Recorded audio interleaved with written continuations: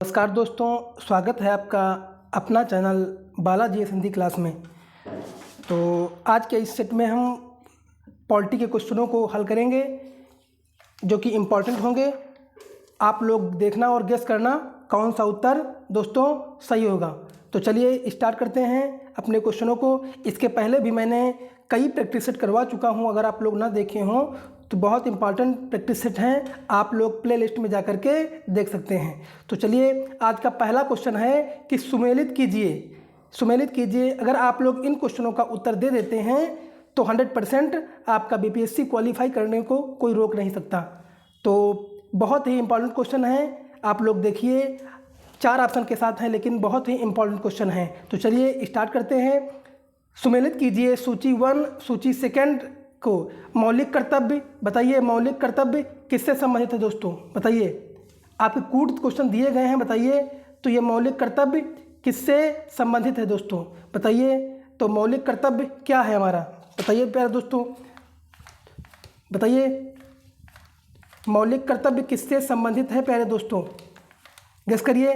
तो हमारा मौलिक कर्तव्य संबंध है दोस्तों, आपका संबंध है संविधान का 42वां संशोधन। तो ऑप्शन नंबर ये इससे कनेक्ट हो जाएगा। और संसद मौलिक अधिकार ये किससे है दोस्तों? ये किससे है दोस्तों?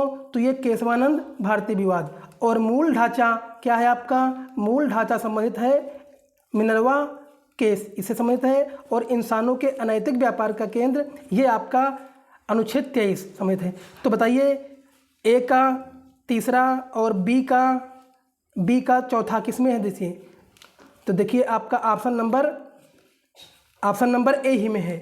देखिए ऑप्शन नंबर ए में है तो आपका उत्तर दोस्तों हो जाएगा ऑप्शन नंबर ए, जो कि वेरी इंपॉर्टेंट है। जितने भी आपके कूट दिए गए हैं ये कहीं ना कहीं क्वेश्चन पूछे जाते हैं, इसलिए आप लोग अपने कॉपी में भी इसको नोट कर सकते हैं। तो ऑप्शन नंबर आपका ए सही हो जाएगा प्यारे दोस्तों। चलिए आगे बढ़ते हैं। अगला क्वेश्चन हमारा है, एक मिनट दोस्तों, चलिए अगला क्वेश्चन हमारा दोस्तों है प्यारे दोस्तों, अगला उत्तर है हमारा, भारत के सर्वोच्च न्यायालय ने संविधान की मूल संरचना सिद्धांत बुनियादी ढांचा सिद्धांत का प्रतिपादन निम्नलिखित में से किस मुकदमे में किया था? तो बताइए मूल ढांचा, जहाँ पे मूल ढांचे की बुनियादी ढांचे की बात आए, मूल ढांचे की बात आए तो बस एक ही आप केस देखना, केशवानंद भारती बनाम केरल राज्य, यही मूल ढांचे की बात की थी। तो आपका ऑप्शन नंबर आपका तीसरा सही हो जाएगा, ऑप्शन नंबर 3 सही हो जाएगा दोस्तों। चलिए आगे देखते हैं। ये एग्जाम कहीं ना कहीं क्वेश्चन हर एग्जाम में आए हुए क्वेश्चन है जो कि इम्पॉर्टेंट क्वेश्चन है दोस्तों। भारत में संपत्ति के अधिकार की क्या स्थिति है दोस्तों? गेस करिए, आपके ऑप्शन नंबर सामने हैं, आप लोग गेस करिए। उत्तर गलत नहीं होना चाहिए, माइंड में गेस करिए कि कौन सा उत्तर सही होगा दोस्तों। तो आपका उत्तर इसका सही हो जाएगा, यह विविध अधिकार है जो किसी भी व्यक्ति को प्राप्त है संपत्ति के बारे में। तो ये ऑप्शन नंबर आपका सी दोस्तों सही हो जाएगा, ऑप्शन नंबर सी आपका प्यारे दोस्तों सही हो जाएगा। चलिए आगे देखते हैं। निम्नलिखित में से किसके द्वारा संपत्ति के मूल अधिकार का लोप किया गया है? बताइए, इंपॉर्टेंट क्वेश्चन है। किसके द्वारा संपत्ति के मूल अधिकार का लोप किया गया है? वो कौन सा संविधान है? तो आपका संविधान है, संविधान का 44वां संशोधन अधिनियम द्वारा। तो आपका ऑप्शन नंबर 3 दोस्तों सही हो जाएगा प्यारे दोस्तों। चलिए, निम्नलिखित में से कौन सा मूल अधिकार भारतीय संविधान में नागरिकों को नहीं दिया गया है? बताइए, गेस करिए, आप लोग गलत नहीं होना चाहिए क्वेश्चन। तो आपका ऑप्शन हो जाएगा सही दोस्तों, संपत्ति का अधिकार। संपत्ति का अधिकार मूल अधिकार भारतीय संविधान में नागरिकों को नहीं दिया गया है। तो आपका ऑप्शन नंबर दोस्तों बी सही हो जाएगा दोस्तों। भारतीय संविधान निम्न में से कौन सा अधिकार प्रदान नहीं करता है दोस्तों? तो बताइए कौन सा अधिकार नहीं प्रदान करता है? बताइए प्यारे दोस्तों, कौन सा अधिकार नहीं प्रदान करता है? तो समान आवास का अधिकार प्रदान नहीं करता है दोस्तों, समान आवास का अधिकार दोस्तों नहीं प्रदान करता है। तो आपका ऑप्शन नंबर ए दोस्तों सही हो जाएगा। प्यारे दोस्तों, जितने भी क्वेश्चन मैं आपको बता रहा हूँ पहले ही बीपीएससी ज़्यादातर क्वेश्चन बीपीएससी में पूछे गए हैं और अनेक एग्जामों जो कि इम्पॉर्टेंट क्वेश्चन है पूछे गए हैं। देखिए पहला आपका बीपीएससी पे खुद पूछा गया है, आपका सारे एग्जाम में कहीं ना कहीं आए हुए हैं, जो कि मोस्ट इम्पॉर्टेंट क्वेश्चन है। पहले दोस्तों आप लोग इन क्वेश्चनों का उत्तर दे देंगे तो निश्चय ही आपका आगे आपका एग्जाम में बहुत ही फ़ायदा मिलेगा आपको। तो चलिए आपका ऑप्शन नंबर ए सही हो जाएगा दोस्तों। निम्नलिखित में से कौन सा मूल अधिकार भारतीय संविधान में नागरिकों को नहीं दिया गया है? बताइए कौन सा अधिकार नहीं दिया गया है, बताइए। देश के किसी विभाग में बसने का अधिकार, लिंग समानता का अधिकार, या सूचना का अधिकार, या शोषण के विरुद्ध अधिकार दोस्तों। तो क्या नहीं दिया गया आपका? ऑप्शन नंबर आपका सी सही हो जाएगा। सूचना का अधिकार मूल अधिकार भारतीय संविधान में नागरिकों को नहीं दिया गया है। तो आपका ऑप्शन नंबर आपका सी सही हो जाएगा दोस्तों। चलिए उन मौलिक अधिकारों का चयन करें जो भारतीय नागरिकों को प्राप्त है परंतु गैर नागरिकों को नहीं प्राप्त है, बताइए। तो आपका ऑप्शन नंबर क्या सही हो जाएगा दोस्तों? ऑप्शन नंबर क्या सही हो जाएगा? भाषण एवं अभिव्यक्ति की स्वतंत्रता, और दूसरा आपका क्या हो जाएगा दोस्तों? जीवन और स्वतंत्रता का संरक्षण। तो आपका ऑप्शन नंबर प्यारे दोस्तों क्या सही हो जाएगा दोस्तों? ऑप्शन नंबर आपका बी प्यारे दोस्तों, ये ऑप्शन नंबर ए आपका सही हो जाएगा, क्योंकि पहला और तीसरा भाषण एवं अभिव्यक्ति की स्वतंत्रता या फिर ये आपका नहीं है, और जीवन और स्वतंत्रता का संरक्षण नहीं है। तो आपका ऑप्शन नंबर एक और फोर्थ सही हो जाएगा। एक और फोर्थ किसमें है? एक और फोर्थ ये आपका गलत है प्यारे दोस्तों। तो आपका कौन सा? अल्पसंख्यकों का अधिकार, अल्पसंख्यकों का अधिकार दोस्तों। तो आपका ऑप्शन नंबर थर्ड और पहला सही हो जाएगा। तो किसमें है? ऑप्शन नंबर ए में है। देखिए बीपीएससी में ये क्वेश्चन पूछा गया है प्यारे दोस्तों। देखिए इंपॉर्टेंट क्वेश्चन है जो कि बीपीएससी में पूछा गया है, आप लोग उसको अपने माइंड में सेट कर लीजिए। तो जो भारतीय नागरिकों को प्राप्त है वो कौन से हैं? भाषण एवं अभिव्यक्ति की स्वतंत्रता और कानून और अल्पसंख्यकों के अधिकार। ये जो है गैर नागरिकों को नहीं दिया गया है। तो आपका ऑप्शन नंबर पहला दोस्तों सही हो जाएगा। चलिए आगे बढ़ते हैं। निम्नलिखित में से कौन सा मूल अधिकार विदेशी नागरिकों को प्राप्त नहीं है? बताइए कौन सा प्राप्त नहीं है? तो आपका ऑप्शन नंबर क्या सही हो जाएगा दोस्तों? ऑप्शन नंबर प्यारे दोस्तों क्या सही हो जाएगा? गेस करिए, जो कि आपका ऑप्शन नंबर क्या सही हो जाएगा? अभिव्यक्ति की स्वतंत्रता का अधिकार, यानी बोलने का अधिकार विदेशी नागरिकों को प्राप्त नहीं है, हर जगह वो नहीं बोल सकते। तो आपका ऑप्शन नंबर आपका बी सही हो जाएगा। देखिए ये भी आपका विभिन्न एग्जामों में आया हुआ एग्जाम क्वेश्चन है। चलिए भारतीय संविधान के अंतर्गत निम्नलिखित नागरिकों में से कौन सा एक अधिकार सभी व्यक्तियों को प्राप्त है? बताइए कौन सा अधिकार सभी व्यक्तियों को प्राप्त है? बताइए। तो ऑप्शन नंबर क्या दोस्तों सही हो जाएगा? ऑप्शन नंबर दोस्तों सही हो जाएगा विधि के समान संरक्षण का अधिकार। विधि के समान संरक्षण का अधिकार ऑप्शन नंबर ए प्यारे दोस्तों सही हो जाएगा। जो कि अधिकारों में से एक अधिकार सभी व्यक्तियों को प्राप्त है, कौन सा है? विधि के समान संरक्षण का अधिकार। ऑप्शन नंबर ए दोस्तों सही हो जाएगा। चलिए निम्नांकित अधिकारों में से कौन से अधिकार भारत में सभी व्यक्तियों को उपलब्ध नहीं है? तो बताइए कौन से अधिकार सभी व्यक्तियों को उपलब्ध नहीं है दोस्तों? गेस करिए, आपका कोड भी दिया गया है नीचे। बताइए कौन सा अधिकार?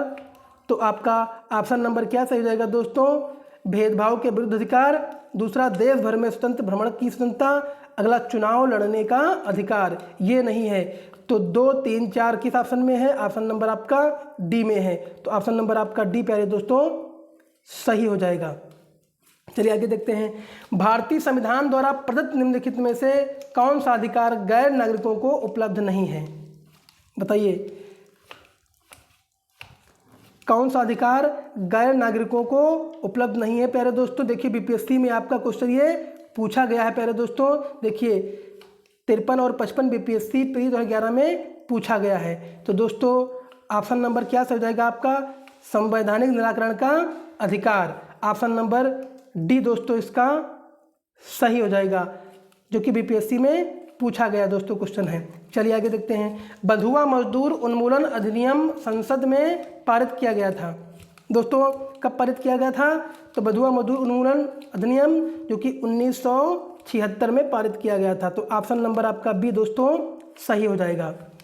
जोखिम भरे उद्योगों में बाल श्रम का उपयोग निषिद्ध किया गया है। तो बताइए ऑप्शन नंबर क्या सही हो जाएगा दोस्तों? भारत के संविधान द्वारा, या 10 दिसंबर 1996 के सर्वोच्च न्यायालय के निर्णय द्वारा, या संयुक्त राष्ट्र के चार्टर्ड अधिनियम द्वारा। दोस्तों ऑप्शन नंबर इसका दोस्तों क्या सही हो जाएगा? जो कि ये तीनों के द्वारा निषिद्ध किया गया है। तो आपका ऑप्शन नंबर दोस्तों डी सही हो जाएगा प्यारे दोस्तों। चलिए आगे बढ़ते हैं। निम्नलिखित में से कौन सा एक सही सुमेलित नहीं है? बताइए कौन सा? क्या अनुच्छेद 39A समान न्यायों निःशुल्क विविध सहायता है? ये आपका बिल्कुल सही है। अनुच्छेद आप कॉपी में नोट कर लीजिए और माइंड में भी सेट कर लीजिए कि 39A समान न्यायों निःशुल्क विविध का सहायता है। ये कहीं ना कहीं पूछा जाता है। दूसरा ही मोस्ट इंपॉर्टेंट क्वेश्चन है जो कहीं ना कहीं आपको जरूर एग्जाम में टकराता है कि अनुच्छेद 40 ये ग्राम पंचायतों का गठन है, ये अनुच्छेद। और अनुच्छेद 44 समान नागरिक संहिता, ये भी इंपॉर्टेंट क्वेश्चन है। तो आप इसको अनुच्छेद 44 समान नागरिक संहिता, अनुच्छेद 40 ग्राम पंचायतों का गठन और 39A समान न्याय एवं निःशुल्क विविध का सहायता, ये अपने माइंड में सेट कर लेना। और अनुच्छेद 48 न्यायपालिका व कार्यपालिका से पृथक्करण, ये संबंधित इससे नहीं है। तो आपका ऑप्शन नंबर कौन सा सही हो जाएगा? ऑप्शन नंबर डी, जो कि नहीं है और सारे ऊपर सही है प्यारे दोस्तों। चलिए निम्नांकित में से कौन सा युग्म सही सुमेलित नहीं है? बताइए कौन सा? आपका न्यायपालिका व कार्यपालिका का पृथक्करण अनुच्छेद 50, ये भी आपका बिल्कुल सही है, इसी अनुच्छेद में दिया गया है। अनुसूचित जातियों था अनुसूचित जनजातियों के शैक्षणिक था आर्थिक हितों के अभिवृद्धि, ये भी अनुच्छेद 46 में दिया गया है, ये भी आपका सही है दोस्तों। अगला आपका सोसाइटी सहकारी सोसाइटी का संवर्धन या फिर ग्राम पंचायतों का गठन और उन्हें स्वायत्त शासन, जो कि आप ऊपर पढ़ चुके हैं। तो आपका ये तो आपका ऑप्शन सही ही है प्यारे दोस्तों, ये भी सही है। लेकिन ये आपका ऑप्शन नंबर 3 ये नहीं सही है। तो आपका ऑप्शन नंबर सी दोस्तों सही हो जाएगा। चलिए मनरेगा कार्यक्रम निम्नलिखित में से भारतीय संविधान के किस अनुच्छेद को लागू करने हेतु लाया गया है? तो बताइए कौन सा अनुच्छेद है? अनुच्छेद आप हो जाएगा आपका अनुच्छेद 43। आपका ऑप्शन नंबर ए दोस्तों सही हो जाएगा। चलिए आगे बढ़ते हैं। भारतीय संविधान का कौन सा अनुच्छेद भारत की विदेश नीति से संबंधित है? तो बताइए विदेश नीति क्या है दोस्तों?